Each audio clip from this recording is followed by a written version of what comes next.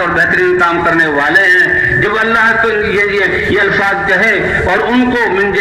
جنیب سے اٹھالا گیا اور وہ آگ کی طرف آئے, آگ میں پہنچنے سے پہلے اللہ نے حکم دیا یا نار کونی بردا و سلاما علی ابراہیم, اے آگ میرے ابراہیم کے لیے ٹھنڈی ہو جا اور سلامتی والی ہو جا. اتنی ٹھنڈی بھی نہیں کہ ٹھنڈ سے تکلیف ہو, سلامتی والی ہو جا. روایات میں آتا ہے ایک تخت آیا, اس پر ابراہیم علیہ السلام بیٹھ گئے. اسی آگ میں انار کا درخت ہوگا اور وہیں سے ایک چشمہ جاری ہوا اور 40 دن ابراہیم علیہ السلام کے گزرے. اس دن آگ میں پوچھا گیا آپ نے شاہی محلات میں بھی زندگی گزاری اور آپ کی زندگی میں سب سے بہترین اور مزے والے دن کون سے تھے؟ فرمائے کہ جو آگ میں دن گزرے ہیں وہ سب سے زیادہ راحت والے اللہ نے میرے لیے بنائے تھے. کہ جب ان کی جو بیوی سارہ علیہ السلام تھی وہ بھی اس کلمے کو پڑھ کے ابراہیم علیہ السلام کے ساتھ آ گئی. نمرود جس نے اتنی بڑی آگ کا انتظام کیا اور اس کی فوج اور پوری قوم جو شور مچائے ہوئے تھے, لوگوں نے اس سے کہا کہ ابراہیم کو یہاں سے نکال دو ورنہ تو لوگ ابراہیم علیہ السلام کی بات کو مان لیں گے. تم ناکام ہو گئے اور تم رسوا ہو گئے, تمہاری تدبیر فیل ہو گئی. اور ابراہیم علیہ السلام کا کلمہ بلند ہو گیا. وہ آیا ہاتھ جوڑے, اے ابراہیم میرا ملک چھوڑ دو. اس بنا پر ابراہیم علیہ السلام نے اپنے گھر والوں کے ساتھ فلسطین کی طرف ہجرت کی. اللہ کے دین کے لیے اپنے جان و مال کو لگانا, حتیٰ کہ وطن کی قربانی. ابراہیم علیہ السلام سے بھی وطن چھڑوایا گیا. حضور صلی اللہ علیہ وسلم بھی فرماتے تھے لولا الہجرۃ لکنت رجلا من الانصار, اگر دین کے لیے اپنے گھر کو چھوڑنا اللہ کو اتنا زیادہ محبوب نہ ہوتا کہ اپنے نبی سے بھی گھر چھڑوایا تو اللہ شروع ہی سے مجھے مدینے میں پیدا کرتے اور مدینے والے میرا قدر کرتے, شروع ہی سے دین کو قبول کر کے دین کے پھیلانے میں میری مدد کرتے. لیکن اللہ کو پسند ہے کہ وطن اور گھر کو چھڑوایا جائے, اس لیے مجھے مکہ میں پیدا کیا اور 13 سال میں نے مخالفت میں گزارے اور مکے جیسے شہر کی قربانی دلائی گئی اور میں مدینہ منورہ میں آیا. تو بھائی اس لیے سب سے بڑی دولت ایمان. اللہ فرماتے ہیں انا عند ظن عبدی بھی, اے میرے بندے جیسا تمہارا مجھے ساتھ یقین اور گمان ہوگا ویسے میں تمہارے ساتھ معاملہ کروں گا. اور یہ تو دل کا یقین ہے جو انسان کے ساتھ ہر وقت ہے. سب سے بڑی دولت یہ یقین ہے. اس کے بعد اللہ نے جو احکام دیے ہیں, احکام میں سب سے بڑا حکم اللہ نے نماز کا دیا ہے. سب سے بڑا حکم نماز کا. یہ نماز ایسا ہمارا دین پورے اللہ کے احکام ہیں. وہ تو ساری ہماری زراعت, تجارت, معاشرت, اخلاق اللہ کے احکام کے مطابق ہوں. کچھ عبادتیں ہیں. ایک عبادت زکوٰۃ ہے, زکوٰۃ کا تعلق مال سے ہے. اور یہ تو کتنے فیصد انسان مال والے زکوٰۃ واجب ہوتی ہے؟ 40واں حصہ سال میں ایک دفعہ, غربا پر ہوتی نہیں. دوسرا حکم حج کا ہے کہ حج کا تعلق مال اور جان دونوں سے ہے, جانا پڑتا ہے. پہلے زمانے میں پیدل لوگ چلتے تھے. وَلِلَّهِ عَلَى النَّاسِ حِجُّ الْبَيْتِ مَنِ اسْتَطَاعَ إِلَيْهِ سَبِيلًا. اللہ نے ابراہیم علیہ السلام سے اپنا گھر کی بنیادیں اٹھوائیں اور گھر بنوایا اور بلائے, آواز دلوائی, یہ آواز پوری دنیا میں پہنچائی اور فرمایا آ جاؤ, اور حج کو فرض کیا. تو یہ فریضہ بھی مالداروں پر اور شرائط کے ساتھ, اور زندگی میں ایک مرتبہ جان بھی لگتی ہے, مال بھی. پھر روزے اللہ نے فرض کی. روزہ کتنا بڑا حکم ہے اللہ کا. وہ 12 مہینے میں سے ایک مہینے میں, اور اس کا تعلق صبح صادق سے لے کر وہ سورج غروب ہونے تک انسان پیاسا اور بھوکا رہتا ہے. اور یہ اتنا بڑا امر ہے. فرمایا کہ روزہ یہ تو جہنم سے ڈھال ہے, اور فرمایا انسان کے جتنے اعمال ہیں ان کا بدلہ اس کو دیا جاتا ہے, مگر الا الصوم, مگر روزہ ایسا ہے اللہ فرماتے ہیں کہ میں خود اس کا بدلہ دیتا ہوں. اور ایک روایت میں ہے کہ روزے کے بدلے میں تو میں اپنی رضا اس کو عطا کر دیتا ہوں. لیکن روزے میں دکان پہ بھی بیٹھے ہوئے ہیں, کھیت پہ بھی کام کر رہے ہیں, باتیں بھی ہو رہی ہیں, اور یہ مہینے سال میں ایک مہینے. لیکن نماز اتنا پیارا فریضہ ہے کہ اللہ تعالیٰ اپنے بندوں کو اپنے گھروں پر مؤذنین کی اذان کے ذریعے 5 دفعہ اپنے گھر بلواتے ہیں. کوئی بادشاہ ہے, کوئی سردار ہے, کوئی ہے کہ بھئی آپ 5 دفعہ میرا گھر کھلا ہے اور میرے پاس آیا تو وہ تو تنگ ہو جائے گا. وہ تو انتظار کرواتے ہیں. اللہ 5 دفعہ اذان والے اللہ اکبر حی علی الصلاۃ حی علی الفلاح. ایک حدیث حدیث جو ذکر کی جاتی ہے کہ مسجد میں جب زمین پہ میرے گھر مساجد ہیں، مسجد میں آنے والے یہ میرے مہمان ہیں، اور میزبان پر، گھر والے پر مہمان کا اکرام کرنا لازم۔ فرمایا من غدا الى المسجد او راحا اعد اللہ له نزلا فی الجنۃ كلما غدا او راحا، جتنی دفعہ جاؤ گے دنیا میں بھی اللہ راحت اور نظر رحمت عطا فرمائیں گے اور نمازوں پر حاجات پوری کریں گے، اور قیامت میں اللہ جنت میں ایک ایک آنے پر، ہر روزانہ 5 دفعہ آتے تھے، مشورے کے لیے آتے تھے، گشتوں کے لیے آتے تھے، جماعتوں کی نصرت کے لیے آتے تھے، تہجد پڑھنے کے لیے آتے تھے۔ شاہی مہمانی ہوگی اللہ کی طرف سے قیامت کے دن ایک دفعہ آنے پر۔ یہ اللہ کے گھر کی طرف آنا کوئی معمولی بات ہے؟ نماز ایک ایسا فریضہ ہے محبوب کہ 5 دفعہ اللہ اپنے گھر بلواتے ہیں۔ انسان 5 دفعہ آتا ہے، یہ 5 نمازیں فرض کی ہیں، اور اللہ نے یہ نمازیں فرض کہاں؟ اپنے عرش پر بلوا کر۔ حضور صلی اللہ علیہ وسلم جب اللہ کے دربار میں حاضر ہوئے تو اس امت کے لیے اللہ نے 50 نمازیں فرض کی۔ حضور صلی اللہ علیہ وسلم 50 نماز لے کر آ رہے ہیں، موسیٰ علیہ السلام سے ملاقات کی، اے موسیٰ کتنی نماز ہیں؟ 50 کا نہیں، امت ادا نہیں کر سکتی، میں نے بڑی سخت قوم کو آزمایا ہے۔ تو 9 دفعہ حضور اللہ کے دربار میں حاضر ہوئے، 45 نمازیں ثابت ہو گئی، 5 نمازیں رہ گئی۔ موسیٰ علیہ السلام نے فرمایا، عرض کیا کہ اے محمد صلی اللہ علیہ وسلم یہ بھی کم کروا لو، امت اس کو بھی ادا نہیں کر سکے گی۔ اللہ کے رسول صلی اللہ علیہ وسلم نے فرمایا، اے موسیٰ اب تو شرم آ رہی ہے کہ میری امت 5 نمازیں بھی ادا نہ کرے، میں 5 نمازیں لے کر جا رہا ہوں۔ یوں آتا ہے کہ جب 5 نمازیں لے کر چلے، اللہ کی طرف سے ندا آئی، اے محمد صلی اللہ علیہ وسلم تمہاری یہ پیاری امت نمازیں 5 ادا کرے گی اور ثواب میں 50 نمازوں کے ادا کرنے کا دوں گا۔ یہ اللہ کا پیار ہے۔ اللہ اپنے مؤذن منادی کے ذریعے اذان دلواتے ہیں، اذان دی جاتی ہے اور اپنے گھر کی طرف بلاتے ہیں کہ یہ مؤذن معمولی لوگ نہیں ہیں۔ قیامت میں اذان دینے والوں کی عزت کا پتہ لگے گا، کیونکہ فجر کی نماز کے لیے تہجد میں اٹھنا پڑتا ہے۔ سب سے پہلے لوگ سوئے ہوئے ہیں، یہ پہلے پہنچتے ہیں، کانوں میں انگلی دیتے ہیں، دنیا کی ساری باتوں کانوں میں انگلی ٹھونس لیتے ہیں کہ وہ باتیں کم درجے کی ہیں، اور ان اذانوں کو کہتے ہیں۔ ظہر میں لوگ اپنے کاروبار میں لگے ہوئے، مؤذن پہلے آتا ہے، عصر میں مؤذن پہلے آتا ہے، مغرب میں پہلے آتا ہے، عشاء میں پہلے آتا ہے۔ کہتے ہیں اس لیے مؤذن اذان دینے والے جو نمازوں کی طرف بلاتے تھے، قیامت میں وہ سردار ہوں گے، قیامت کے میدان محشر کے، اور سرداری کی علامت کے ان کی گردن لمبی ہوگی، اور گردن کا لمبا ہونا یہ عزت کی علامت ہوگی، اور ان سب کے سردار حضرت بلال رضی اللہ تعالیٰ عنہ ہوں گے، کیونکہ روئے زمین میں پہلی اذان کس نے دی؟ حضرت بلال رضی اللہ تعالیٰ عنہ نے۔ اللہ نے اس امت کے لیے اپنے گھر بلانے کے لیے فرمایا، دوسری قومیں وہ اپنے گرجوں کلیساؤں میں جاتے ہیں تو کوئی جو ہے ساز بجا رہا ہے، کوئی بغل بجا رہا ہے، کوئی جو ہے گھنٹی بجا رہا ہے، اور یہ دنیاوی چیزیں ہیں۔ لیکن اس امت کے لیے اللہ نے اللہ اکبر، یہ نمازیں مکہ مکرمہ میں نمازیں فرض ہوئی انفرادی، مدینہ منورہ میں کیونکہ اس دین میں اجتماعیت ہے، جماعت ضروری قرار دی گئی۔ اب جماعت کے ساتھ نماز ادا کرنا اب کیسے بلایا جائے؟ تو حضور صلی اللہ علیہ وسلم نے صحابہ سے مشورہ کیا۔ کسی نے کہا کہ جی لوہے کی تختی دروازے پر لٹکائی جائے، گھن یا جو ہے ہتھوڑے سے اس کو مارا جائے، ایک گونج پیدا ہوگی، بہت دور تک آواز جائے گی، اور صحابہ کے دل تو مسجدوں کے ساتھ اٹکے ہوئے تھے۔ ہر وقت کہ کب نماز کا وقت آتا ہے ہم جماعت کے اللہ کے دربار میں حاضری دیں، بادشاہ کے دربار میں حاضری، یہ انسان کی کتنی خوش قسمتی ہوتی ہے۔ اللہ جو رب العالمین بادشاہوں کے بادشاہ۔ کسی نے کہا کہ بغل سینگی سے کوئی چیز لے لی جائے، اس میں آواز پھونک ماری جائے تو کچھ گھروں تک پہنچ جائے گی۔ کسی نے کہا کہ یہ ایندھن جمع کر کے تھوڑا سا ایندھن لیا جائے اور اس میں آگ لگائی جائے، دھواں اٹھے گا تو لوگ آ جائیں گے۔ لیکن یہ سب چیزیں ایسی تھی کہ نماز کے ساتھ ان کی مناسبت نہیں تھی، اس پر کوئی رائے نہ بنی۔ صحابہ متفکر ہو گئے۔ عبداللہ ابن زید ابن عبد الربیع رضی اللہ تعالی عنہ وہ کہتے ہیں کہ ایسی فکر لگی، کہتے ہیں مشورہ کیا ہے،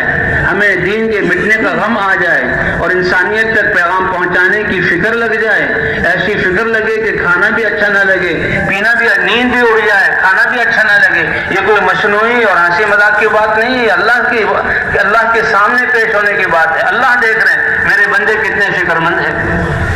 یہ ہمارا مشورہ کوئی معمولی چیز ہو رہی ہے، بیٹھے 3 آدمی ہیں، بیٹھے 4-5 آدمی ہیں اور یہ فکر مند ہیں، ان کی نیندیں ہوئی، کیا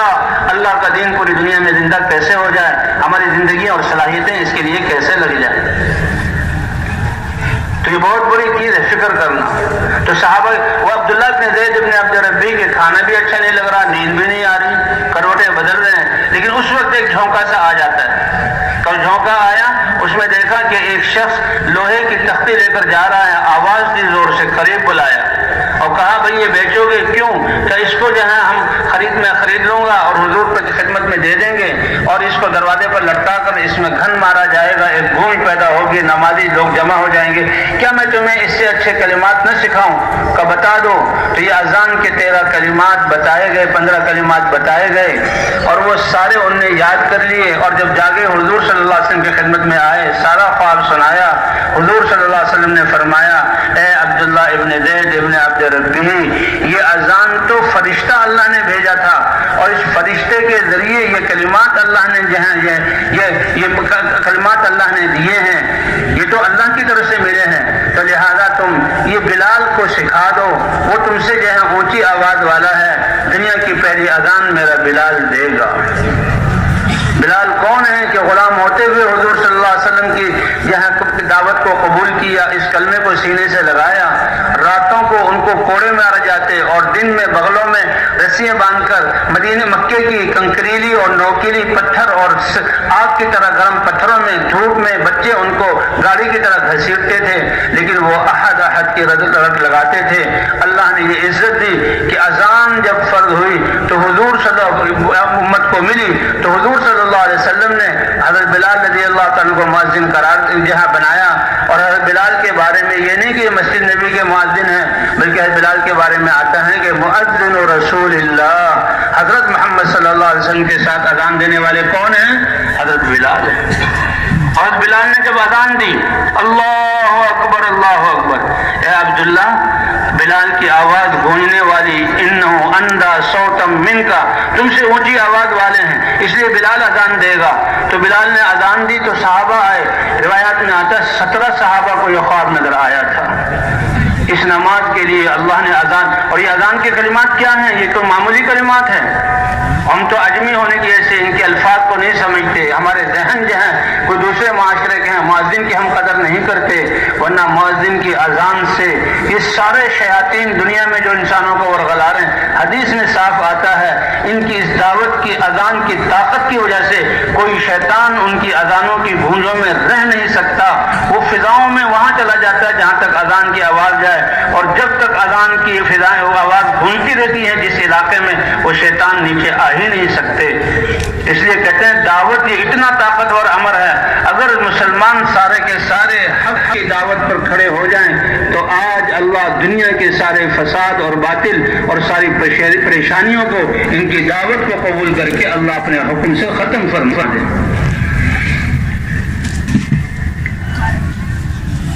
حضرت محمد صلی اللہ علیہ وسلم مسجد میں ہیں، لوگوں کی صفوں کو سیدھا کر رہے ہیں، صف سیدھا کرتے ہوئے صفوں کو چیرا، اور مستورات کی جب صفیں تھے وہاں پہنچ گئے اور ان سے کہا یا معاشر النساء، اور عورتوں کی جماعت، دیکھو یہ میرا بلال حبشی جب اذان دے تو اس کی اذان کے الفاظ کو سنو،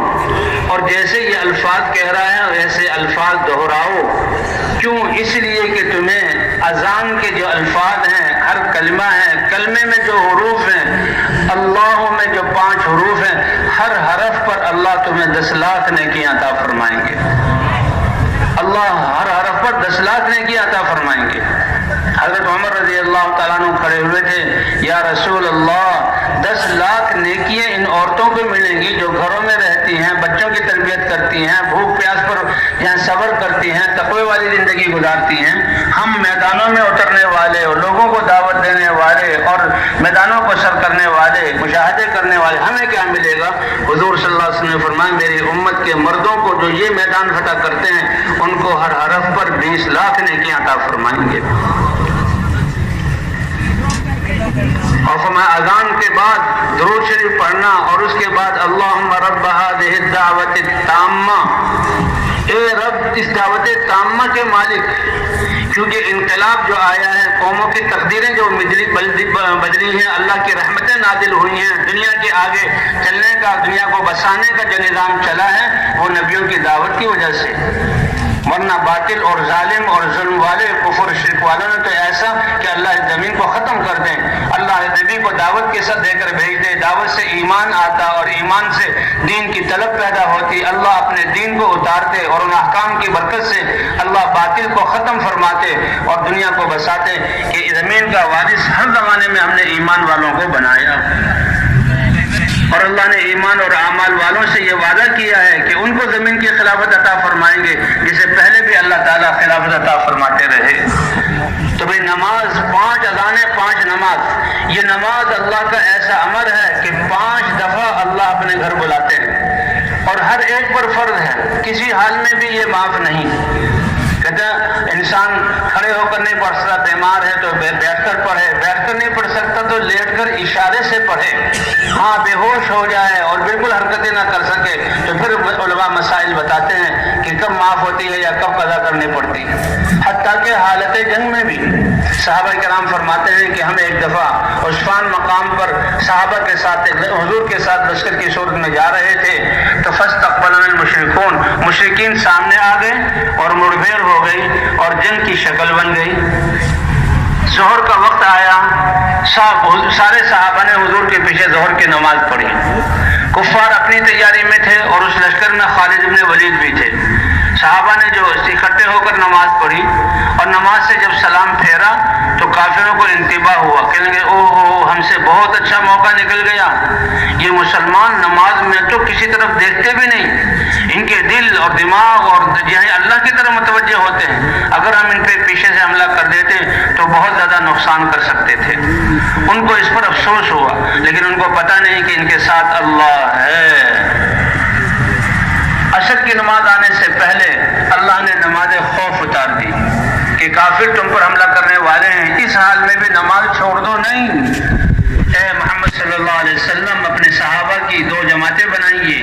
اور ایک جماعت کو کافروں کے سامنے کھڑا کر دیجیے، ایک جماعت کو 1 رکعت پڑھائیں، یہ 1 رکعت پڑھ لیں تو یہ دشمنوں کے سامنے چلی جائیں اور دشمن کے سامنے جو کھڑے وہ پیچھے آ کر آپ اپنی 1 رکعت پوری کر لیں، آپ کی نماز پوری ہو جائے گی اور پھر بعد میں وہ 1 رکعت پوری کریں گے۔ یہ تفصیل ہے، علماء بتاتے ہیں، قرآن میں لکھا ہوا ہے۔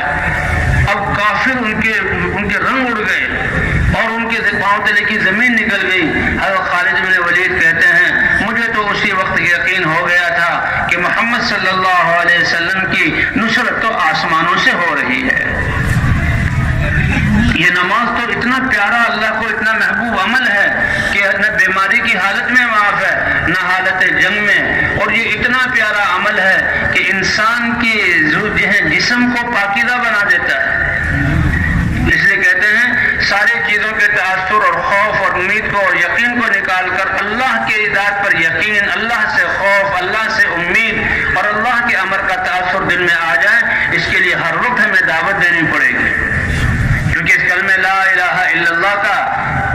تقاضا کیا ہے؟ یقین بدلیں، ساری چیزوں سے یقین ہٹ کر اللہ کی ذات پر آئیں، جذبات بدلیں کہ ہم پاکستانی نہیں، ہم فلاں قوم سے نہیں اور ہم جو ہے فلاں کام والے نہیں، ہم تو اللہ کے بندے ہیں، حضرت محمد صلی اللہ علیہ وسلم کی امت میں ہیں، سب سے پہلے ہم اللہ کے بندے ہیں، اللہ کے بندے ہونے کے سے اللہ کے حکم کو ماننا اور نبی صلی اللہ علیہ وسلم کے طریقے پر ماننا،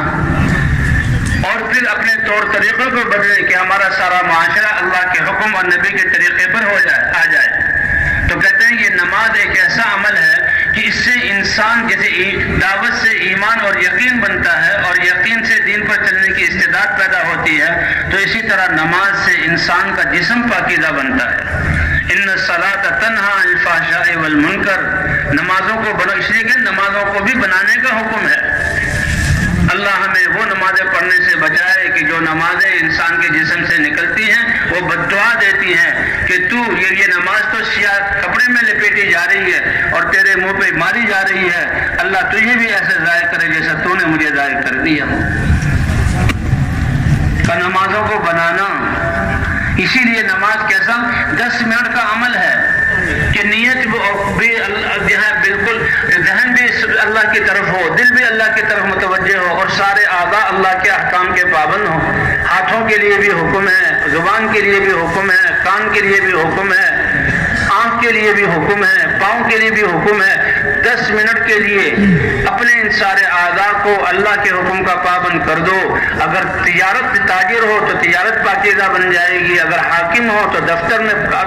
پاکیزہ کام کرو گے، اگر عدل سے قضا سے تعلق ہے تو قلم سے صحیح فیصلے صادر ہوں گے، اگر زمینداری سے تعلق ہے تو زمینداری میں اللہ کے احکام کے مطابق تمہارے جسم سے اعمال صادر ہوں گے، اور اگر تم مزدور ہو تو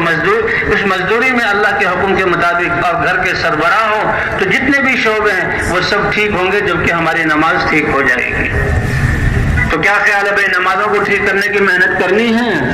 ہاں، یہ محنت ہے، یہ میدان ہے، اللہ نے ہمیں عطا فرمایا ہے۔ ان الصلاۃ تنہی عن الفحشاء والمنکر، یہ نماز تمہیں ہر نماز 10-15 منٹ کی، اور ایسی کہ سارے اعضاء کو اللہ کے حکم کا پابند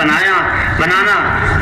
صحابہ کہتے ہیں کہ ایک شخص مسلمان ہوئے، اور مسلمان ہو کر ان میں کچھ پرانی عادتیں تھیں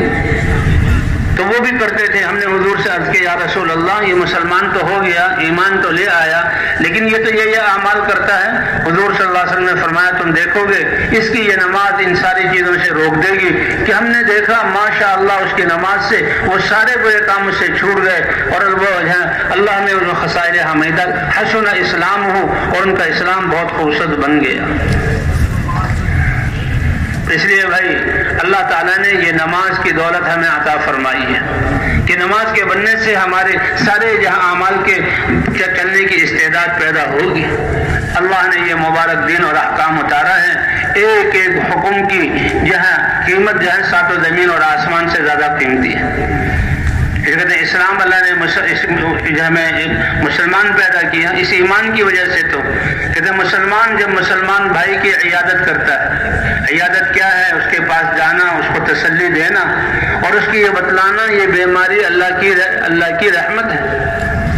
کہتے ہیں صحت اللہ کی نعمت ہے، بیماری اللہ کی رحمت ہے۔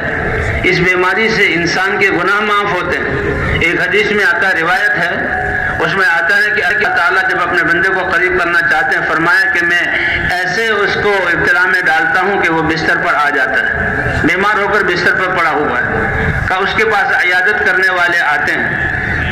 جب وہ عیادت کرنے والے حال احوال پوچھتے ہیں، فرمایا میں اپنے بندے کے الفاظ کو سنتا ہوں کیا کہہ رہا ہے، لیکن بندہ اس حالت میں بھی صبر کرتا ہے اور اللہ کے حمد کے کلمات کہتا ہے کہ یہ اللہ کی طرف سے ہیں۔ فرمایا کہ ادھر وہ بیمار یا تو موت آئے گی تو ایسے جسم کو پاک صاف کر کے گناہوں سے میں اس کو موت دوں گا، میرے سامنے پاک صاف بن کر حاضر ہوگا، اور اگر اس کو زندگی ملے گی تو ایسی زندگی ملے گی کہ اس کا خون بھی پاکیزہ اور جسم کا روا روا بھی پاکیزہ۔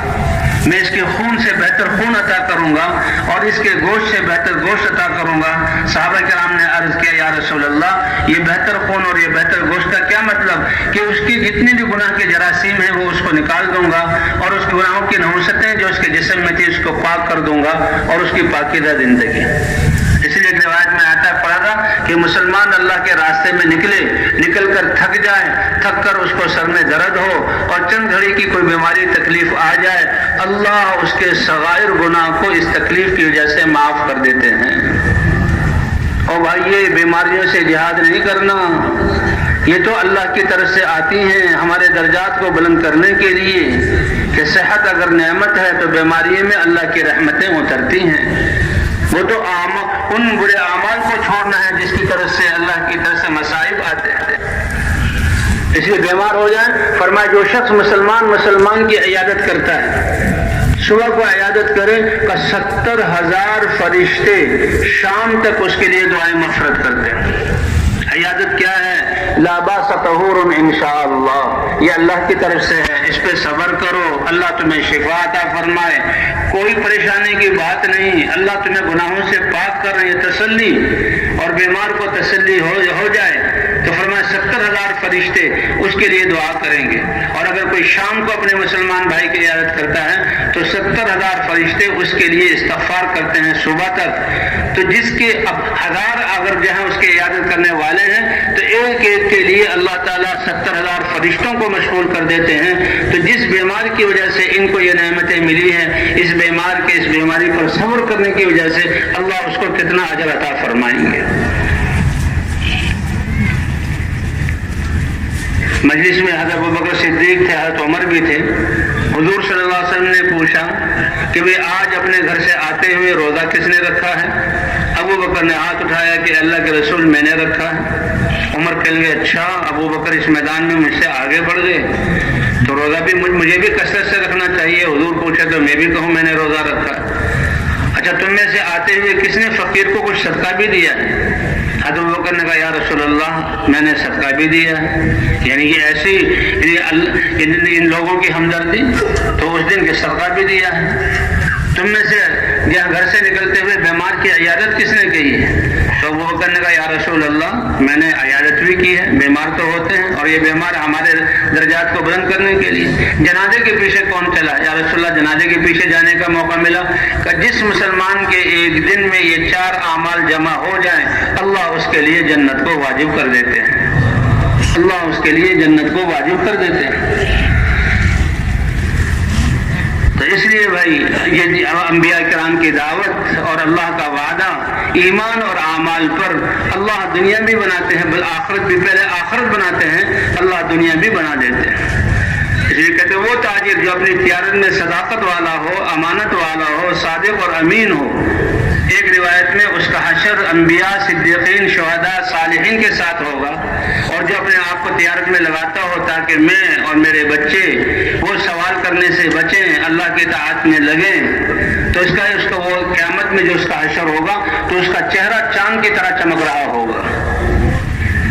اس لیے انبیاء کرام دعوت کو لے کر آتے تھے اور دعوت سے ایمان بنتا تھا، اور ایمان بننے سے طلب پیدا ہوتی تھی کہ اللہ کیا چاہتے ہیں، اللہ دین اتارتے ہیں، اور ان حق والوں کی وجہ سے اللہ باطل کو ختم فرماتے، دنیا میں بساتے۔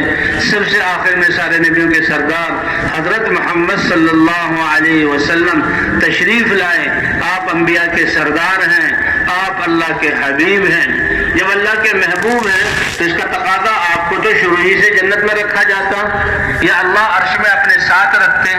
لیکن اللہ فرماتے ہیں اے انسانوں تم پر احسان کرنے کے لیے، تمہیں گمراہی سے نکالنے کے لیے اور تمہیں کامیاب کرنے کے لیے میں نے اپنے حبیب کو کچھ عرصے کے لیے تم میں بھیج دیا، بھیجا سب سے سخت علاقے میں، بھیجا سب سے زیادہ سخت لوگوں میں اور سب سے زیادہ مخالفت کرنے والوں میں، اور بھیجا سب سے سخت حالات میں بھیجا۔ یہ اللہ کا احسان ہے۔ لقد من اللہ علی المؤمنین اذ بعث فیہم رسولا من انفسہم یتلو علیہم آیاتہ ویزکیہم ویعلمہم الکتاب والحکمہ وان کانوا من قبل لفی ضلال مبین۔ ایمان والوں نے فائدہ اٹھایا، اس لیے ان کی تعظیم ظاہر کرنے کے لیے اللہ نے ذکر کیا، ورنہ تو وما بعثناک الا رحمۃ للعالمین، آپ کے سارے عالم کے لیے رحمت بن کر آئے ہیں۔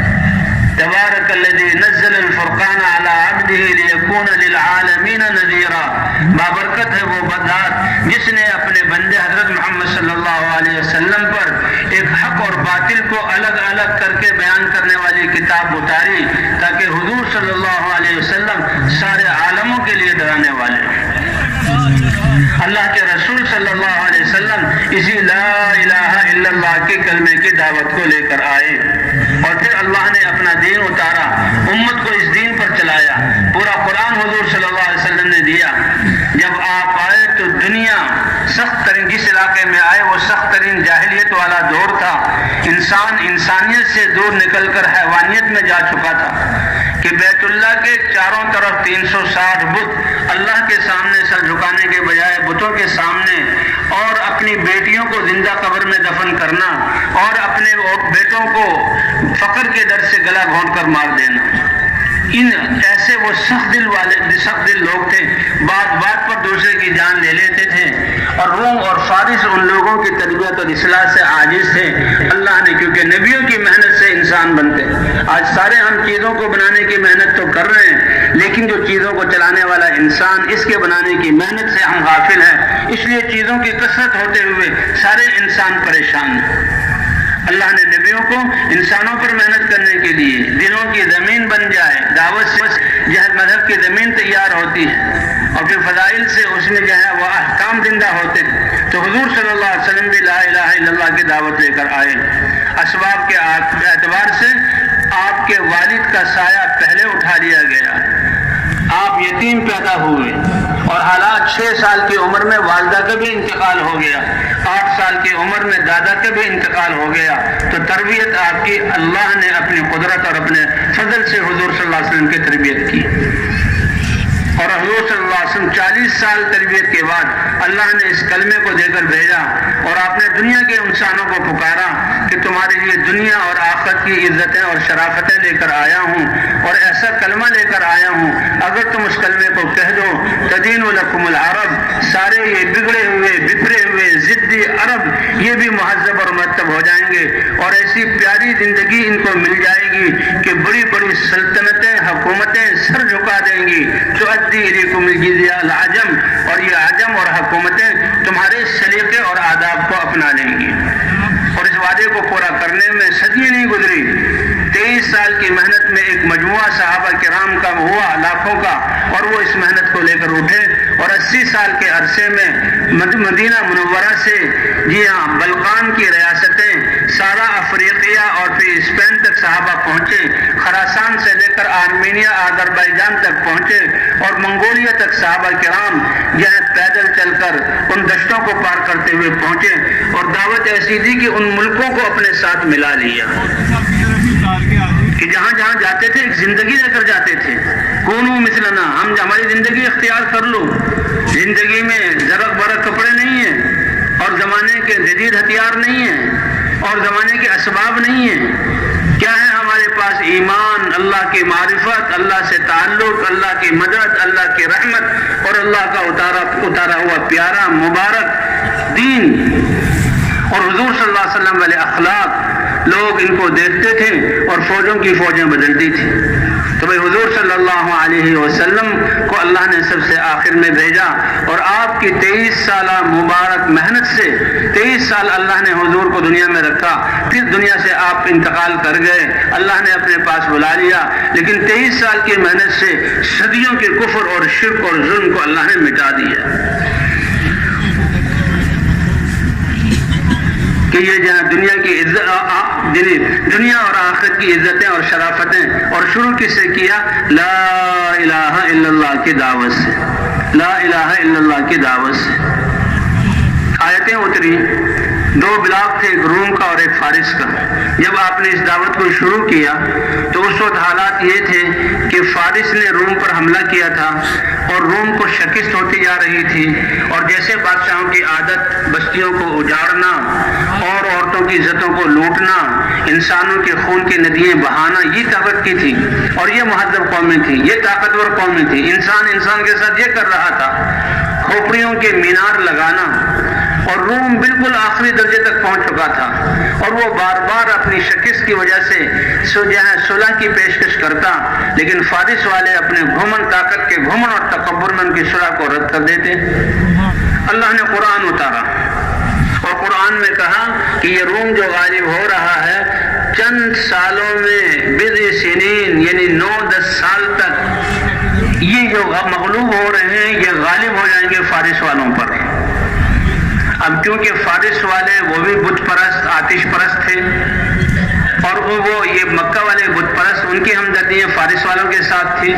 اور روم والے اگرچہ وہ یہاں بگڑے ہوئے تھے لیکن آسمانی کتاب پر ایمان، اللہ پر ایمان، نبیوں پر ایمان، ان کی مناسبت مسلمانوں کے ساتھ تھی۔ اور قرآن پاک میں یہ آ رہا ہے کہ ابھی تو وہ مغلوب ہو رہے ہیں، اور بضع سنین 9-10 سالوں کے اندر وہ غالب آ جائیں گے، تو کفار نے اس کی تصدیق نہیں کی۔ حضرت ابوبکر صدیق کہنے لگے یہ اللہ ہمارے رسول کی خوشخبری ہے اور اللہ کا یہ پیغام ہے، یہ ضرور سچا ہوگا۔ ابی ابن خلف اس نے شرط لگا لی، اور اسے شرط لگائی ٹھیک ہے تو بالکل سمجھ یہ تو یعنی دیکھا جو بت پرست ہیں وہ غالب آ رہے ہیں اور جو آسمانی کتاب کو مانتے ہیں وہ مغلوب ہو رہے ہیں، لہذا تم کمزور ہو اور تمہاری طرح لوگ وہ کمزور ہیں۔ لیکن حضرت ابوبکر نے فرمایا کہ اللہ نے خبر دی جیتیں گے، کا شرط رکھ لو، تو شرط رکھی کچھ اونٹوں کی کہ اگر جہاں فارس والے غالب رہے تو ابوبکر کو 100 اونٹ دینے ہوں گے، اور اگر روم والے غالب آ گئے تو ابی یہ 100 اونٹ دے گا حضرت ابوبکر کو۔ حضور صلی اللہ علیہ وسلم کی خدمت میں بات آئی تو پھر بضع سنین کچھ سالوں میں تو غزوہ بدر کے موقع پر اللہ نے اپنی اس قدرت کا اظہار کیا کہ غزوہ بدر کے موقع پر صحابہ کرام 313 اور نہتے اور ان کے سامنے 1000 مسلح کافر وہ مقابلے میں آئے۔ اللہ نے 3 گنا فوج کو، صحابہ ان کے پاس اسباب کچھ نہیں اور اللہ کی مدد ان کے ساتھ اور کفاروں کے ساتھ ہتھیار مکمل، اللہ نے فتح دی۔ 70 قتل ہوئے اور 70 جو ہے وہ قید ہو کر مدینے میں آئے، اللہ نے فتح دی۔ اور ادھر اللہ نے ایسا کیا کہ روم نے آخری حربہ استعمال کیا کہ سامنے سے منظر سے ہٹ گئے اور پیچھے سے فارس پر حملہ کیا، اور حملہ کر کے پھر ان کو شکست دینا شروع کی کہ اللہ نے روم کو فارس پر غلبہ عطا فرما دیا۔ اب حضور صلی اللہ علیہ وسلم مدینے میں لوٹ چلے تو تھے کہ وہ ابو سفیان کا قافلہ ہے، اس سے سامان لے لیں گے۔ مکے والوں نے ہمیں نکالا، اور مکے والوں کے ہر کوئی ایسا آدمی نہیں مکے کا جس کے پیسے اس سامانی تجارت میں نہ ہو اور ہتھیار، تو قاعدہ تھا کہ ان کو لے لیا جائے تاکہ مسلمانوں کو تنگ نہ کرے۔ لیکن اللہ نے اپنی قدرت کو ظاہر کرنا تھا۔ ابو سفیان کا لشکر نکل گیا اور سامنے جب میدان بدر میں پہنچے تو 1000 جہاں کا لشکر مسلح وہ سامنے تھا۔ اللہ نے مدد اتاری۔ سب سے پہلے تو اللہ نے بارش برسا دی۔ بارش برسانے کی وجہ سے مسلمان ریتیلے علاقے میں تھے، حباب ابن منذر کی جو ہے وہ مشورے کے سے وہاں آئے تھے، تو وہ وہاں بارش برسی تو وہ ریت سخت ہو گیا، اور کفار کے حصے میں کی وجہ ہے چکنی زمین تھی وہ کیچڑ ہو گیا۔ پہلی مدد تو یہ۔ پھر اللہ نے فرمایا ہماری قدرت ظاہر ہوئی کہ کافروں کی نظروں میں تمہیں کم کر دیا تاکہ وہ اپنے مقتل کی طرف، قتلگاہ کی طرف آگے بڑھیں، اور تمہاری نظروں میں ان کی تعداد کو کم کر دیا تاکہ تم بے حوصلہ نہ ہو جاؤ۔ وہ 1000 تھے، اللہ نے کم کر کے دکھلایا، اور یہ 313 تھے، ان کو اور کم کر کے دکھلایا۔ اور پھر اللہ نے تسلی کے لیے جب یہاں جو غزوہ بدر میں کفار نے کسی پر تلوار نہیں چلائی، تسلی کے لیے 1000 فرشتے اترے، اور پھر 3000 فرشتے اترے، اور کہا ہم 2000 فرشتے اور اتاریں گے۔ یہ 313 جو آگے بڑھے، کوئی ہتھیار بھی 10 سے زیادہ نہیں تھا۔ 70 آدمی ان کے قتل ہوئے اور 70 کو قید کیا گیا، اور مسلمانوں کو اللہ نے فتح عطا فرمائی۔ اور اس حال میں حضور صلی اللہ علیہ وسلم کیا کر رہے ہیں؟ حضرت ابوبکر صدیق رضی اللہ تعالیٰ عنہ فرماتے ہیں کہ ہم نے حضور صلی اللہ علیہ وسلم کے لیے ایک جھونپڑی بنا دی، آپ اللہ کے سامنے نماز میں کھڑے ہو گئے اور اللہ سے مانگنا شروع کر دیا، اور آپ کہہ رہے ہیں اللہم ان تہلک هذه الإصابة فلن تعبد على وجه الارض بعده۔ اے اللہ یہ میری محنت اور تیرے سامنے ان کو جھکایا، تیری یہ عبادت کرنے والے اگر یہ ہلاک ہو گئے تو پھر روئے زمین پر تیری عبادت کرنے والا کوئی نہیں رہے گا۔ یہ نہیں فرمائے کہ کوئی تجارت کرنے والا نہیں رہے گا، کوئی بادشاہ اور نظام چلانے والا نہیں رہے گا، کوئی انجینئر اور کھیتی کرنے والے نہیں رہیں گے، بلکہ اے اللہ تیری عبادت کرنے والا، کیونکہ کائنات کی بقا جب تک ہے، جب تک اس زمین پر عبادت ہو رہی ہے، آخری ایک کلمہ کہنے والا بھی ہٹے گا، اللہ کائنات کی بساط کو لپیٹ دیں گے۔ اور اللہ نے یہاں ان کو یہ فتح عطا فرمائی، اور ادھر اللہ نے یہاں روم کو فارس پر فتح عطا فرمائی۔ تو بھائی حضور صلی اللہ علیہ وسلم نے یہ مجمع تیار کیا اس دعوت کے ذریعے سے، لیکن حضور صلی اللہ علیہ وسلم کے ختم نبوت کی وجہ سے ہر کلمہ گو کو اللہ نے یہ دعوت والا کام دیا۔ اور بھائی یہ تبلیغ و دعوت کے لیے جو ہم پھر رہے ہیں، یہ اس کی تیاری کر رہے ہیں کہ دعوت والی صفات امت کو وہ ہیرا مل گیا جو امت کی ذمہ داری تھی۔ اللہ فرما رہے ہیں کہ اپنی جان اور مال کو لگاؤ دین کے لیے، وہ اجتباکم، اللہ نے تمہیں اس میں کے لیے چنا ہے۔ جو کام اللہ نبیوں کو دیتے تھے حضور صلی اللہ علیہ وسلم کی ختم نبوت کی وجہ سے اللہ نے اس امت کو دیا، اس لیے پہلے دن سے یہ امت ہر کلمہ گو حضور صلی اللہ علیہ وسلم کے ساتھ دعوت میں شریک ہے۔ جو کلمہ پڑھتا ہے فوراً وہ دعوت دینا شروع کرتا ہے، اور دعوت کے راستے میں جو ہے قربانیاں آتی ہیں۔ حضرات انبیاء کرام کی نبوت ملنے سے پہلے والی زندگی بڑی پاکیزہ، اپنی عبادت میں مشغول، اپنے اعمال اور عبادت میں مشغول رہنے کی وجہ سے لوگ تعریفیں کرتے تھے۔ جو نبوت سے پہلے والی زندگی کسی قوم نے کسی نبی کی مخالفت نہیں، اے صالح تم تو بہت اچھے ہو، اپنی عبادت سے کام ہے، بڑے اچھے اخلاق ہیں، بڑی اچھی حیا ہے اور بڑے لوگوں کی خدمت کرتے ہو، تم سے تو امیدیں ہیں شاید مستقبل تمہارے ساتھ ہو۔ لیکن جب معاشرے کے خلاف انبیاء دعوت دینا شروع کرتے تو قوم مخالف ہو جاتی تھی۔ حضرت محمد صلی اللہ علیہ وسلم بھی دعوت دینے سے پہلے آپ کا لقب تھا صادق اور امین، صادق اور امین، آپ کو سچا کہا جاتا تھا۔ مجلسوں میں تذکرے ہوتے تھے، لوگ اپنی امانتیں رکھتے تھے اور لوگ آپ سے فیصلے کرواتے تھے۔ اور ایک یہاں قریش کے تاریخ میں سب سے ایک اہم فیصلہ کہ جب سیلاب آنے کی وجہ سے حضور کی نبوت کے دعوے سے پہلے بیت اللہ گر گیا تھا اور عرب جہاں قریش نے دوبارہ اس کو بنایا اور اس کو مختصر کیا، تو جب مسئلہ پیش آیا کہ حجر اسود کو بیت اللہ میں نصب کرنا ہے تو یہ بہت بڑی عزت والا کام تھا، کیونکہ یہ مکے والے اور عرب ان کے دلوں میں بیت اللہ کی عظمت گھٹی میں ان کے دل پڑی ہوئی تھی اور اس کا احترام کرتے تھے۔ اسی لیے مکے والے کوئی کسی نے آنے والے حاجیوں کے لیے سقایا پانی پلانے کا کام لیا ہوا تھا، کسی نے جہاں کھانا کھلانے کی خدمت لی ہوئی تھی، کسی نے جہاں بیت اللہ کی دربانی کا کام لیا ہوا تھا اور اس کو عزت کا کام سمجھتے تھے۔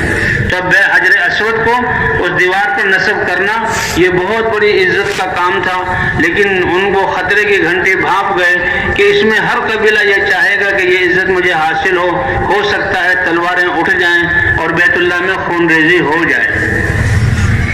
اس کی باریکی کو دیکھ کر انہوں نے خود کہا کہ بھئی اس کے لیے تو کچھ سوچنا چاہیے۔ وہ سب جمع ہو کر بیٹھ گئے اور کہنے لگے اب بیٹھنے کے بعد جو سب سے پہلے اس دروازے سے بیت اللہ میں داخل ہوگا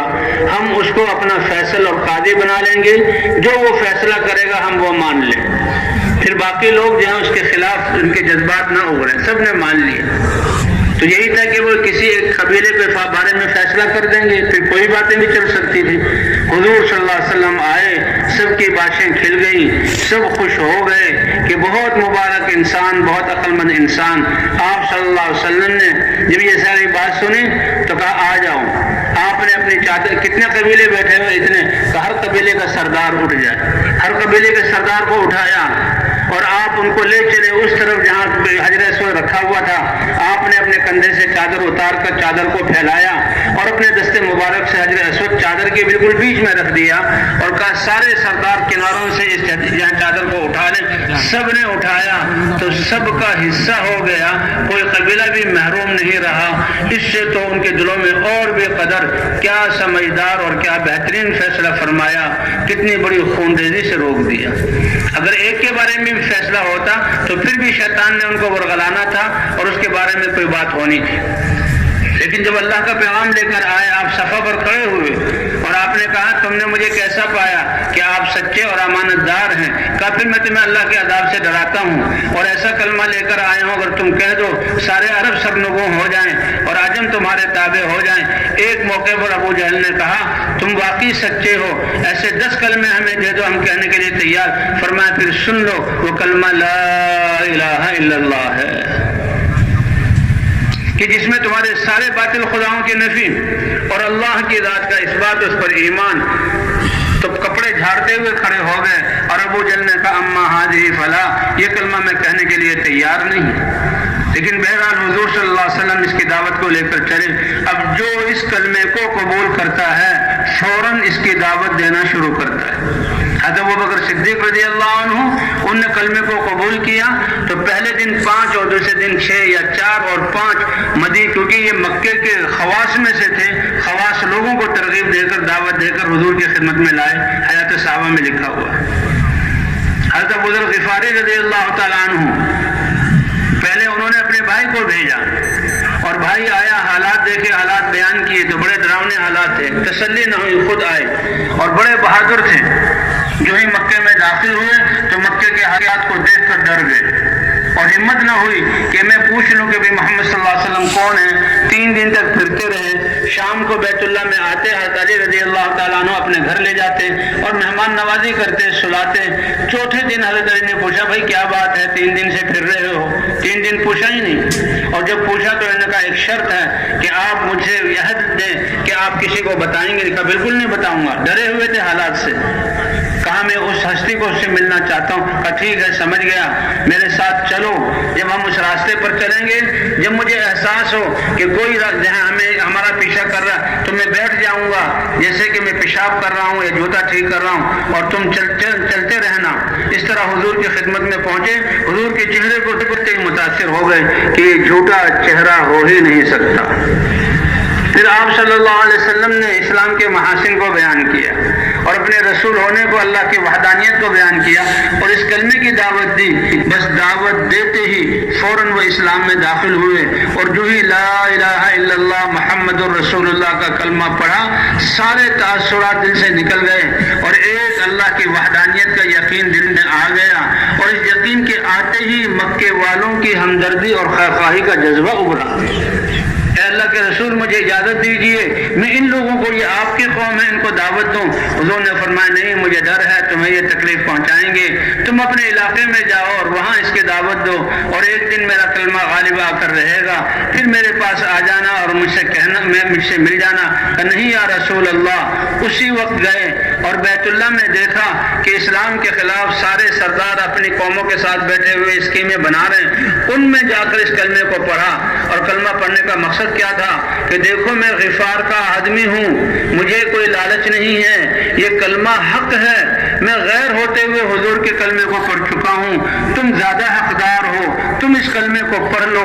لیکن ان کے دل ایسے جہالت کے جہاں وہ جذبے سے بھرے ہوئے تھے، سب کھڑے ہوئے اور ایک اجنبی اور پردیسی آدمی کی ایسی پٹائی کی کہ حضرت عباس رضی اللہ تعالیٰ عنہ دوڑتے ہوئے آئے اور اپنے جسم کو ان کے اوپر ڈالا، کیونکہ بڑے جسم والے تھے، اور ان کے واروں کو اپنے اوپر برداشت کر کے ان سے کہا یہ آدمی اگر مر گیا تو یہ قبیلہ غفار کا ہے، تمہاری یہاں سردیوں کی گرمیوں کی جو تمہاری تجارت شام کی طرف ہے وہ بند ہو جائے گی اور تم بھوکے مرو گے۔ تو اس پر چھوڑا، اور یہ ایسے زخمی ہو گئے تھے کہ بے ہوش مرنے کے قریب، لیکن پھر دوسرے دن آ کر دعوت دے رہے ہیں اور پھر تیسرے دن آ کر دعوت دے رہے ہیں۔ ایسے صحابہ کرام رضوان اللہ علیہ مجمعین، وہ جہاں جو بھی کلمہ پڑھتا دعوت دیتا، حتیٰ کہ عورتیں بھی۔ ایک عرب عالم نے بتایا کہ جب آپ کو حکم ہوا کہ آپ اپنے گھر والوں سے بھی ابتدا کیجئے، حضرت خدیجہ رضی اللہ تعالی عنہا ان کو دعوت دی، اے خدیجہ لا ترزا، اس سے بیداری ظاہر کرو، ایک اللہ کی ذات پر ایمان لاؤ اور میرے محمد صلی اللہ علیہ وسلم کے رسول ہونے کو مانو۔ حضرت خدیجہ رضی اللہ تعالی عنہا نے کیا فرمایا، سب سے پہلے آپ اپنی دعوت کی ابتدا مجھ سے کر رہے ہیں، لہذا میں سب سے پہلے اس دعوت کو قبول کرتی ہوں، اور اشہد ان لا الہ الا اللہ واشہد ان محمدًا عبدہ ورسولہ، اس کلمے کو پڑھا اور کلمے کو پڑھتے ہی ان کی فکر اور جذبہ بدل گیا۔ یہ وہ ہستی ہیں جو آسمانوں سے اللہ نے اپنے نبی کی صحبت اور بیوی بننے کے لیے، بچوں کی ماں ہونے کے لیے چھانٹا، حالانکہ آپ کی 15 سال عمر حضور سے بڑی تھی اور بہت بڑی تاجرہ تھی اور شام سے تجارت ہوتی تھی، اور حضور کے گھر میں بچے اور آپ نعمتوں کی وافر مقدار ہے، لیکن جب یہ ذمہ داری ملی اور کلمہ پڑھا تو فوراً تجارت کی فکر ان کے دل سے نکل گئی، اور اب تو اپنی صلاحیتیں اور اپنا مال اور جان اس دین کو پھیلانے میں، حضور کی نصرت کرنے میں اتنی جلدی صرف کیا کہ چند دنوں بعد ہی سارا مال ختم ہو گیا اور اس گھر میں بھی فاقہ آ گیا۔ اس گھر سے اونچا کوئی گھر نہیں ہے کائنات کا، اس جوڑے سے اچھا کوئی جوڑا نہیں ہے۔ نبیوں کے سردار اور حضور صلی اللہ علیہ وسلم چاروں جو بیٹیاں ہیں، رقیہ، کلثوم، زینب، فاطمہ اور طیب اور طاہر، یہ 6 بچوں کی ماں حضرت خدیجہ رضی اللہ تعالی عنہا، اور حضور کو کتنی محبت تھی، فوراً دعوت قبول کرتے ہی اپنے ساری مالی صلاحیتیں حضور پر خرچ کیا، حضور مسلمانوں پر خرچ کیا، دین کی نصرت میں خرچ کیا، اور تجارت کی فکر بند ہو گئی۔ تھوڑے ہی دنوں میں سارا مال ختم، حتیٰ کہ فاقہ آ گیا، اور حضور صلی اللہ علیہ وسلم اس گھر سے بیت اللہ کی طرف جا رہے ہیں فاقے کی حالت میں۔ اللہ بڑے قدردان ہیں، اللہ اپنے بندے کی بھوک کی ایک یہاں کیفیت کا اور ایک احساس کا اور پیاس کے احساسات کا، تھکاوٹ کے احساسات، حتیٰ کہ گرد و غبار بھی پڑ جائے، اللہ اس پر بھی جہنم کی آگ کو حرام فرما دیں گے، جیسے کہ حدیثوں میں وعدہ ہے۔ اب حضور صلی اللہ علیہ وسلم جا رہے ہیں، جبرائیل علیہ السلام آئے۔ اب دیکھا جائے تو جی دین کی محنت کی سے بھوک، بچے بھی بھوکے، بیوی بھی بھوکی، حضور بھی بھوکے۔ فرمایا اے اللہ کے رسول، آج تو آپ کے رب نے آپ کی بیوی خدیجہ کے لیے سلام اللہ نے بھیجا ہے، اللہ نے سلام بھیجا ہے۔ تو اس طرح صحابہ حضور صلی اللہ علیہ وسلم اور صحابہ کرام اس دین کی دعوت کو دے رہے ہیں۔ پھر ہجرت کا حکم آ گیا حضور صلی اللہ علیہ وسلم۔ اب مدینہ منورہ اس کو اللہ نے ہجرت کے لیے پسند کیا، کس وجہ سے؟ کہ انہوں نے نصرت کی اور حضور کے اس دین کی قدر کی، اور وہ دعوت لے کر گئے۔ دعوت ایسا طاقتور عمل، ادھر دعوت سے کفر ٹوٹ رہا ہے، باطل ختم ہو رہا ہے، صحابہ کی تربیت اور نبی کے درجات کی بلندی ہو رہی ہے، اور ادھر 5-6 جہاں نوجوان تھے انہوں نے دعوت شروع کی، اور 2 سال میں وہاں فرق آ گیا۔ جب حضور صلی اللہ علیہ وسلم قبائل پر کو آ کے دعوت دیتے کہ میری قوم اللہ کا پیغام پہنچانے نہیں دے رہی، میں انسانوں کو جہنم سے نکال کر جنت کی طرف لا رہا ہوں، وہ رکاوٹ بنتی ہے، تم لے جاؤ۔ کسی قبیلے نے کان نہیں دھرا، قبول نہیں کیا۔ 6 مدینے کے 6 نوجوان تھے، ان کو جن سے دن میں ملاقات ہوئی، انہوں نے کہا کہ حضور نے فرمایا رات کو ملاقات ہوگی۔ اندھیرے میں حضور تشریف لائے مینا کی ایک گھاٹی میں جہاں جمرات ہیں، وہ 6 آئے اور حضور نے دعوت دی، 6 کے 6 اسلام میں داخل ہو گئے، اور نے کہا یہ اللہ کے رسول ہیں جسے یہود بتاتے ہیں، اس کے علاوہ کوئی اور ہو نہیں سکتا۔ اور جب وہ مسلمان ہوئے تو حضور نے اپنے آپ کو پیش کیا کہ مجھے اپنے ساتھ لے جاؤ۔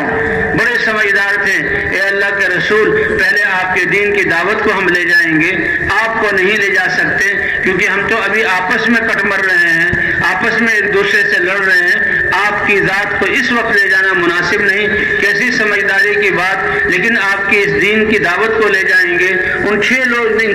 نوجوانوں نے دعوت دینا شروع کی، کچھ ہی دنوں بعد پیغام بھیجا، اے اللہ کے رسول دین دادا ہوتا جا رہا ہے، ہمارے پاس جتنا علم تھا دے دیا، آپ کسی عالم صحابی کو بھیجیں۔ تو حضور صلی اللہ علیہ وسلم نے مصعب بن عمیر جو مکے سے حبشہ ہجرت کر کے گئے تھے، ان کو حکم دیا کہ وہ مدینہ پہنچیں، اور ان کو مقرئ القرآن، قرآن کا پڑھانے والا عالم کہا جاتا تھا۔ حضرت مصعب بن عمیر آئے اور ان لوگوں کو قرآن بھی سکھایا اور ان لوگوں کو دعوت بھی دینا شروع کی۔ 1 سال کے بعد 12 شخص مدینہ منورہ کے آئے اور حضور صلی اللہ علیہ وسلم کی خدمت میں اسلام پر بیعت ہوئے۔ دوسرے سال 72 شخص جہاں آئے، تیسرا یہ موقع تھا موسم کا، 72 اور سب کے سب مسلمان حضور کے ہاتھ پر بیعت ہوئے، اور ان حضرات نے کہا اے اللہ کے رسول اب مدینے کے گھروں میں سے کوئی گھر ایسا باقی نہیں ہے کہ اسلام اس میں داخل نہیں ہو گیا۔ تو بھائی دعوت حق، دین کی دعوت اتنی طاقتور چیز ہے، یہ سب حضور کی دعوت اور قربانیوں کا نتیجہ ہے، لیکن یہ 6 نوجوانوں کی دعوت سے مسجد قباء بھی وہاں بنی اور ہر گھر میں اسلام داخل بھی ہوا، اور اللہ کو اتنا پسند آیا کہ اللہ نے حکم فرمایا اے نبی مکے والوں نے تمہاری قدر نہ کی، خود بھی جہنم کا ایندھن بن رہے ہیں اور اپنے ماتحتوں کو بھی کھینچ رہے ہیں، آپ اس کو چھوڑ دیجئے، مدینہ جو قدر کرنے والے ہیں آپ اس کی طرف ہجرت کیجئے اور اس کو اپنا وطن بنا لیجئے۔ تو قدر کرنے پر اللہ نے اور دعوت کے چلانے پر اللہ نے، یعنی اس لیے یہ جگہ وہ استعداد والی بنی کہ حضور صلی اللہ علیہ وسلم کی ہجرت گاہ بن گئی، ہجرت فرض ہو گئی، اور حضور صلی اللہ علیہ وسلم نے ہجرت کی اور صحابہ نے بھی ہجرت کی۔ اب بھائی 10 سال کا عرصہ مہاجرین اپنا سب کچھ چھوڑ کر آئے، اور انصار مدینہ ان کے باغات تھے اور تھوڑی بہت زراعت اور تھوڑی بہت خرچوں کا نظام تھا، لیکن پورا وقت جنہیں اپنے کی زراعت پر لگاتے ہوئے پھر بھی فقر و فاقہ کی زندگی تھی اور ہمیشہ قرضوں کے تلے دبے رہتے تھے۔ جب حضور صلی اللہ علیہ وسلم آئے تو ان کو جو ہے صحابہ کرام دین کے لیے جو ہے محنت، ان کا وقت زیادہ لگا کہ آنے والوں کو بھی دین سکھاتے تھے اور پھر خود بھی اللہ کے راستے میں نکلتے تھے اور مہاجرین پر بھی خرچ کیا، اور جو واپس جاتے تھے ان کو بھی ہدیے دیتے تھے۔ خرچ 4 گنا بڑھ گیا اور محنت جو ہے وہ تہائی حصہ رہ گئی، 3 حصے کم ہو گئی۔ اللہ نے ایسی برکت دی ان کے مالوں میں کہ اللہ نے ان کو غنی کر دیا۔ اس 10 سال کے اندر حضور صلی اللہ علیہ وسلم نے صحابہ کرام کو رکنے نہیں دیا کہ تم اپنے مہاجرین کو کہ تم اپنے امور کو ٹھیک کر لو اور انصار کو کہ اپنے باغات کو مرتب کر لو، بلکہ اللہ کے راستے میں نکالا۔ بلکہ ایک واقعہ آتا ہے کہ انصار مدینہ کے دل میں یہ بات آئی، اب تو دین پھیل چکا، تعداد زیادہ ہو گئی، اب ہم حضور صلی اللہ علیہ وسلم کی خدمت میں جائیں گے اور یہ کہیں گے کہ ہمیں کچھ وقت ٹھہرنے کے لیے موقع دیا جائے تاکہ ہم اپنے باغات کو ٹھیک کر لیں۔ اللہ نے آیات اتاری، اے ایمان والو، اللہ نے جو جان مال دی ہے اس کو اللہ کے راستے میں خرچ کرتے رہو اور اللہ کے راستے سے رک کر اور یہاں ٹھہر کر اپنے ہاتھوں سے اپنی جانوں کو ہلاکت میں مت ڈالو۔ فوراً صحابہ اس بات سے رک گئے، فوراً صحابہ اس بات سے رکے، اور صحابہ کرام کے لیے سب سے بڑی قربانی یہ تھی کہ حضور صلی اللہ علیہ وسلم جیسی حسین اور محبوب ہستی، ایسے عظیم رسول اللہ کے کہ جن کے دیکھنے کی وجہ سے وہ صحابہ بنے، اور صحابہ اپنے کام کاج میں ہوتے تو دل پریشان ہوتے، حضور کو دیکھ کر دلوں کو تسلی ہوتی، تو اس دیکھنے کو قربان کرنا اور حضور کے پیچھے نمازیں پڑھنے کو قربان کرنا اور حضور پر جو علم اتر رہا ہے براہ راست حضور سے علم لینے کو قربان کرنا اور مدینے جیسی بستی کو چھوڑ کر جانا اللہ کے راستے میں کہ باقی انسانیت کو جہنم سے بچانا ہے، اللہ کو وہ اتنا محبوب ہے کہ صحابہ کرام اس کے لیے یہ مدینے کو چھوڑ رہے ہیں۔ اور اللہ نے پھر ان کے لیے گواہی دی، رجال صدقوا ما عاهدوا الله علیہ فمنهم من قضى نحبه ومنهم من ينتظر، کہ انہوں نے لا الہ الا اللہ پڑھ کر اللہ سے جو وعدہ کیا کہ تیرے ہی احکام مانیں گے اور تیرے نبی کے طریقے پر چلیں گے اور اپنی جان اور مال کو لگائیں گے، اللہ کہتے ہیں یہ ہیں کامل مرد، یہ ہیں کامل مرد، اور اللہ ان کی سچائی کی گواہی دے رہے ہیں کہ جنہوں نے اللہ کے وعدوں کو سچا کر دکھایا اور کتنوں نے اپنی جانوں کے نذرانے پیش کر دیے، اور جو واپس آئے ہیں وہ بھی اس امید میں ہیں کہ ہماری جانیں کب اللہ کے راستے میں قبول ہوتی ہیں۔ ہمارا کوئی شہر یہ مدینے کے شہر کا موقع اس کے پاسنگ میں بھی نہیں آ سکتا، ہماری کوئی ہستیاں صحابہ کرام جیسی ہستیاں ہو نہیں سکتی، ہماری کوئی مسجد نبوی جیسی ہو نہیں سکتی، اور کوئی ایسا زمانہ جس میں وہی اتر رہی ہو براہ راست حضور سے علم، تو بھائی صحابہ نے وہ قربان کیا، ان کی قربانی کی وجہ سے اللہ نے دین کہاں تک پہنچایا۔ صحابہ کرام کے گھروں میں چراغ نہیں جلتے تھے اور صحابہ کرام کے گھروں میں چولہے نہیں جلتے تھے، گھروں میں کیا چولہے جلتے ہیں؟ حضرت عائشہ رضی اللہ تعالیٰ عنہا فرماتی ہیں، کنا نرى الهلال ثم نرى الهلال ثم نرى الهلال 3 أهلة متوالية ولا توقد نار في بيت من بيوت رسول اللہ۔ ایک گھر کی قربانی نہیں دی، 9 گھروں کی قربانیاں ہیں، 9 بیویاں ہیں، اور کیا عظیم الشان جو اللہ کے رسول کی بیویاں ہیں، اور یہ گھر کتنے عظیم ہیں کہ 9 گھروں میں 2 مہینے پورے چولہا نہیں جلتا تھا، آگ نہیں جلائی جاتی تھی کہ اس جو ہے آگ کیوں نہیں جلائی جاتی تھی کہ پکانے کے لیے کوئی چیز ہے ہی نہیں۔ پوچھا گیا کہ پھر گزارا کیسے ہوتا تھا؟ تو گزارا ہم کھجور اور پانی پی کر گزارا کیا کرتے تھے، ان چیزوں کو برداشت کیا۔ یہ قربانیاں صحیح، تو بھائی ان قربانیوں سے لیکن صحابہ کرام کہ انسانیت کو کیسے جہنم سے بچانا ہے اس کے لیے نکلے، اور مدینے سے نکل کر اسپین، اور مدینے سے نکل کر بلقان، اور مدینے سے نکل کر جو ہے آرمینیا، آذربائیجان اور چین کے آخر تک صحابہ کرام پہنچے ہیں۔ اور صحابہ ایسے نکلے کہ جہاں جہاں گئے ان کو پلٹ دیا اور وہ مسلمان ہو گئے اور اپنے ساتھ ملا دیا۔ یہ دعوت والا کام، صحابہ کرام کہتے تھے ہم خود نہیں آئے، ابتعثنا اللہ، اللہ نے ہمیں بھیجا ہے، اور ہم تم سے کچھ لینے نہیں آئے، تم سے رحم کی اپیل کرنے نہیں آئے، تم سے کچھ مانگنے نہیں آئے، کیونکہ جو کچھ تمہارے پاس ہے ہمارے نظروں میں اس کی قیمت مچھر کے پر کے برابر میں نہیں، بلکہ تمہیں دینے کے لیے آئے ہیں، طاقتوں کے سامنے اور حالات کے خوف کی ذلت سے نکال کر امن کی طرف اور اللہ کے سامنے جھکنے کی عزت کا تاج پہنانے آئے ہیں۔ اور جب اللہ کے حکم کی نافرمانی کرو گے، اللہ دنیا تنگ کر دیں گے، دنیا کی تنگی سے دنیا کی وسعت کی طرف تمہارے نکالنے آئے ہیں۔ اور اللہ کا پیارا دین جو عدل اور انصاف اور رحمت والا ہے، یہ اپنے بنائے ہوئے ظلم کے طریقوں سے اسلام کی طرف نکالنے کے لیے آئے ہیں۔ اسی لیے صحابہ جن میدانوں میں اترتے تھے تو اللہ تعالیٰ کی نصرت اور فتح ہوتی تھی اور قوموں کی قومیں بدلتی تھی۔ آج بھائی صدیوں بعد اللہ نے ہمیں تبلیغ کی صورت میں یہ محنت عطا فرمائی ہے، اللہ اس کی قدر کرنے کی توفیق عطا فرمائے۔ اللہ کے رسول صلی اللہ علیہ وسلم نے فرمایا بدأ الدین غریبا،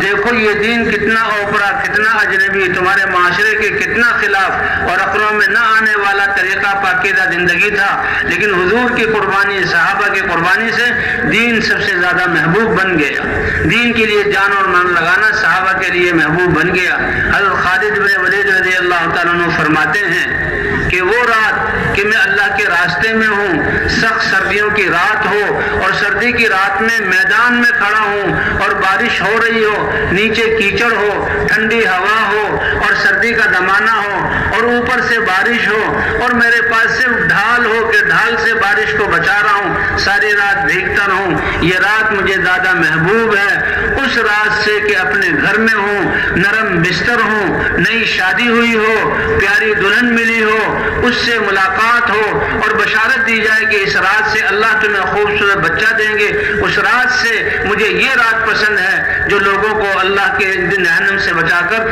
جنت کی طرف لانے کے لیے اللہ کے دین کے لیے لگے۔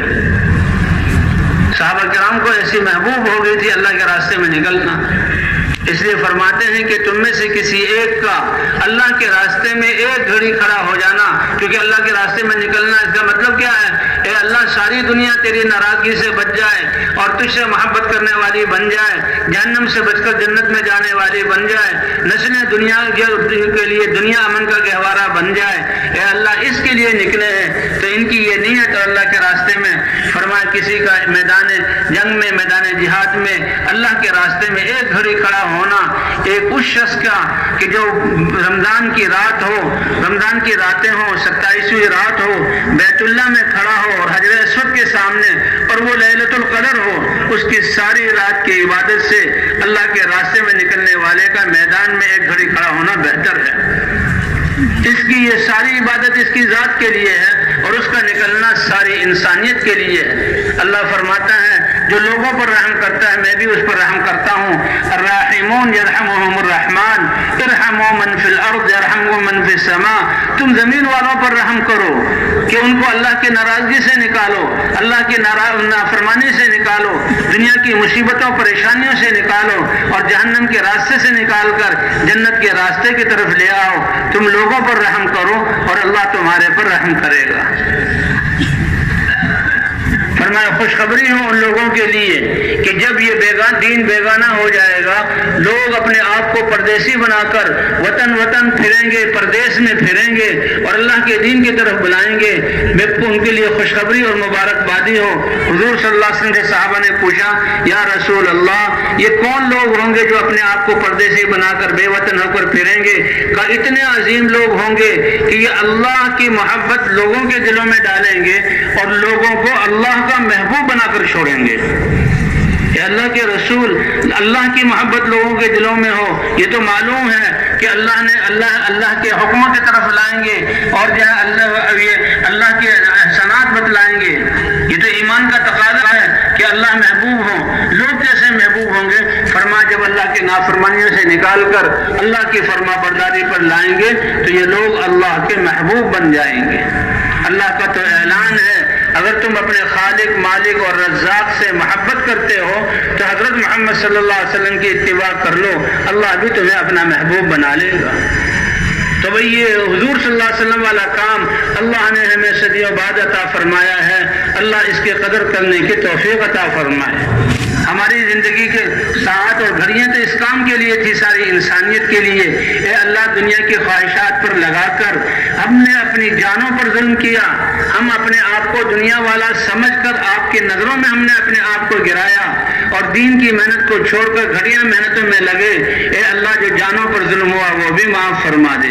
اے اللہ، انسانیت پر ظلم ہوا کہ ان کو تیرے دین کی طرف نہ بلا سکے، اے اللہ یہ بھی معاف فرما دے۔ اے اللہ، ہم تو اپنی نسلوں کے بارے میں ظالم کہ ان کو یہ سیدھا راستہ اور ماحول ہم نے محنت نہ کرنے کی وجہ سے، خواہشات کے لگنے کی وجہ سے نہ دیا، اے اللہ وہ جرم بھی معاف فرما دے۔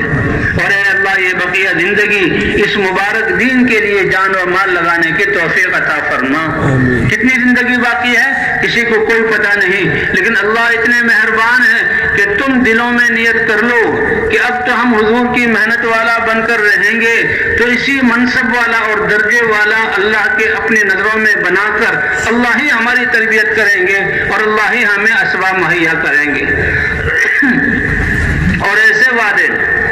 کہ صحابہ سے کہا بعد والے جو آئیں گے محنت کریں گے اور قربانیاں کریں گے، ایک ایک شخص کی قربانی پر 50 شخصوں کی قربانیوں کے ثمرات مرتب کروں گا۔ اللہ کے رسول سے پوچھا صحابہ نے، یا رسول اللہ، یہ 50 آدمیوں کی قربانی کے ثمرات، وہ 50 آدمی انہی لوگوں میں سے ہوں گے یا 50 آدمی ہم میں سے؟ اے صحابہ کرام، تم میں سے 50 آدمیوں کی قربانی پر جو اثرات مرتب ہوں گے، اس زمانے کے ایک شخص کی قربانی پر وہ اثرات مرتب کروں گا۔ ان کا زمانہ دور، انہوں نے وحی کو نہیں دیکھا، انہوں نے مجھے نہیں دیکھا، وہ ایمان کی بنیاد پر، اللہ کی ذات پر یقین کی بنیاد پر، اللہ کے عشق کی بنیاد پر اور مجھ سے محبت اور دین کی عظمت کی بنیاد پر یہ سب کچھ کریں گے۔ اور بھائی اللہ تعالیٰ کا فضل ہے، ابھی ہم سیکھنے کے درجے میں کر رہے ہیں۔ مسلمانوں کا سب سے بڑا اور بنیادی مسئلہ کہ مسلمان جمع ہو جائیں، اللہ نے اس محنت میں اس محنت کی وجہ سے پوری دنیا کے مسلمانوں کو جوڑ دیا۔ کیوں بھائی جوڑا ہے کہ نہیں جوڑا ہے؟ مشرق سے مغرب، شمال سے جنوب، اور کتنے بڑے بڑے اجتماعات اللہ جوڑ رہے ہیں۔ اللہ اس کام کو صحیح طور پر صفات اور آداب کے ساتھ کرنے کی توفیق عطا فرمائے۔ فرمایا ابھی تو ہم سیکھ رہے ہیں، ابھی تو الف باتا ہے۔ کیا تمہارے گشتوں کا اہتمام کرنے، 2.5 گھنٹے کا اہتمام کرنے، تعلیم میں بیٹھنے سے کافروں کو ہدایت مل جائے گی، گمراہ لوگ ہدایت پا جائیں گے؟ یہ تو اس کا تبلیغ کا جماعت تو لوگوں نے نام رکھا، یہ تو پوری امت جہاں اس محنت والی ہے۔ جیسے کسی جگہ پر نماز پڑھنے سے نماز پڑھنے والوں کو کوئی پارٹی نہیں کہا جاتا، اسی طرح ہر مسلمان دعوت پر کھڑا ہو جائے، یہ کوئی جماعت نہیں ہے بلکہ یہ تو پوری امت کی ذمہ داری ہے۔ ابھی تو بہت تھوڑے سے، اس لیے پوری امت کی نیت کرنی ہے، یہ تو پوری امت کی ذمہ داری ہے۔ اور فرمایا تبلیغ تو غیروں کو پہنچانا، ابھی ہمارے پاس کہاں وہ تقویٰ ہے، ہمارے پاس کہاں وہ پاکیزہ تجارتیں ہیں، ہمارے پاس کہاں وہ معاشرت ہے، کہاں ہمارا ذمہ دارہ پاکیزہ ہے، کہاں ہماری عدالتوں میں انصاف ہو رہا ہے، کہاں ہمارے اخلاق حضور والے ہیں۔ ابھی تو ہم سیکھ رہے ہیں، یہ ابتدائی درجہ ہے، اسی کو مقصد بنا کر ساری صلاحیتیں اس پر نہ لگا دینا ورنہ ترقی نہیں ہوگی۔ اے اللہ، یہ سیکھنے والے ہیں، ہمیں انتہا تک پہنچا، یعنی صحابہ کی طرح اس دین کی محنت کو مقصد بنا کر ہمیں پوری دنیا میں جانے والا بنا، کہ جب کہا جائے، جہاں کہا جائے، جس کے ساتھ کہا جائے، جتنے وقت کے لیے بھیجا جائے، ہم اپنے آپ کو لے کر پیش کر دیں اور پوری دنیا کی طرف چلے جائیں۔ تو بھئی تیار ہیں اس کے لیے انشاءاللہ؟ اور دل ہی میں نیت کر لیں، اللہ کے ہاں اس کام والے شمار ہو جائیں گے۔ تو کون کون نیت کرتا ہے کہ انشاءاللہ بقیہ زندگی اس محنت والا بن کر کریں گے؟ ماشاءاللہ ماشاءاللہ، اللہ بڑے قدردان ہیں اور یقیناً اللہ فخر فرمائیں گے فرشتوں اور آسمان والوں پر ہماری اس نیت اور عزم پر۔ تو اس کی نشانی یہ ہے کہ جب ہم نے اپنے اس آپ کو محنت والا قرار دیا، اب زندگی کا نظام اس کے مطابق بنائیں اور پچھلی کوتاہی پر روئیں اور ہم سے ذاتی ہی اس پر اللہ سے معافی مانگیں۔ اس کی نشانی یہ ہے کہ سب سے پہلے بھئی جس کے 4 مہینے نہیں لگے، وہ نقد اپنے آپ کو 4 مہینے کے لیے پیش کرے، اللہ کو دکھا دے، کھڑا ہو جائے اور دعائیں اور مجمع کی آمین لے لے۔ میں تھوڑا سا وقت ہے اور ٹھہر جائیں، ماشاءاللہ آپ حضرات ٹھہریں، بتائیں بھائی 4 مہینے کے لیے نقد جانے کے لیے کون تیار ہے؟ فرمائیں بھائی 4 مہینے کے لیے، 4 مہینے کے لیے، 4 مہینے کے لیے ماشاءاللہ۔ تشکیل والے آئیں بھائی، نام لکھنا شروع کریں، مجمع کھڑا ہو رہا ہے، مجمع کھڑا ہو رہا ہے، جہاں بھی اسپیکر ہے وہاں تشکیل والے ہیں، ان ساتھیوں کے نام ہمارے آ جائیں کاپیوں میں، اور اللہ کے سامنے ہمارے اللہ فرشتوں کے سامنے ذکر کریں اور قبولیت کے دروازے ہمارے لیے کھولیں۔ فرمائیں بھائی، فرمائے بھائی 4 مہینے کے لیے نقد، 4 مہینے کے لیے نقد، 4 مہینے کے لیے، اور جماعت وار اور مسجد وار لکھوائیں، جماعت وار اور مسجد وار لکھوائیں۔ فرمائیے بھائی، اللہ قبول فرمائے اور آسان فرمائے، ان کے اٹھنے کو قبول فرمائے، ان کی نسلوں کو بھی قبول فرمائے۔ صبح سے پوری جماعت کہاں سے؟ شادرہ سے، پٹھان کالونی شادرہ سے پوری جماعت نقد چلے 3 چلے کے لیے، اللہ قبول فرمائے، آسان فرمائے۔ بھائی تھوڑی دیر تشریف رکھیں، ابھی یہ اللہ کی طرف سے رحمتیں اور قبولیت کا وقت ہے، قبولیت کا وقت ہے۔ نام نہیں دے رہے لیکن بیٹھے رہیں، نام نہیں دے رہے بیٹھے رہیں، نام دینے والوں کو دیکھیں اور ان کے لیے دعائیں کریں، ان کے ذریعے سے اپنے لیے دعائیں کریں۔ جی ہاں، وہ تو آخر میں جب کہا جائے کہ اپنے اپنے تقاضے مل جائیں، ماشاء اللہ 3 چلے کے لیے، بھائی 3 چلے